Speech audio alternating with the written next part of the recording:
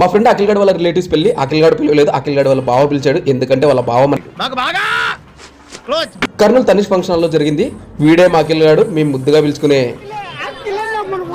వాడి కూతురు క్యూట్ వివిక్త. ఈజ్ ఓన్లీ పెళ్లి కూతురు బ్రదర్ శైలేంద్ర. పెళ్లి కూతురు పెళ్లి కొడుకు బిజీగా ఉండటంతో గిఫ్ట్ పెళ్లి కూతురు బ్రదర్ కి ఇచ్చి డైనింగ్ హాల్ కి వచ్చేసాం. చాలా రోజుల తర్వాత బంతి భోజనం చేయబోతున్నాం అనమాట. అరిటాకు, దాంతో పాటు ఒక టిష్యూ, ఇంకా లైన్ గా ఐటమ్స్ అన్ని పెట్టారు. వెరైటీస్ ఆఫ్ కర్రీస్, 2 స్వీట్స్, పప్పుల భక్షము, 2 వెరైటీస్ ఆఫ్ రైస్, వడియాలు. అరిటాకు కలర్ఫుల్ ఫుడ్స్ తో ఫుల్ అయింది. ఈ స్వీట్ వచ్చేసి కాజు పైనాపిల్ పై అంట.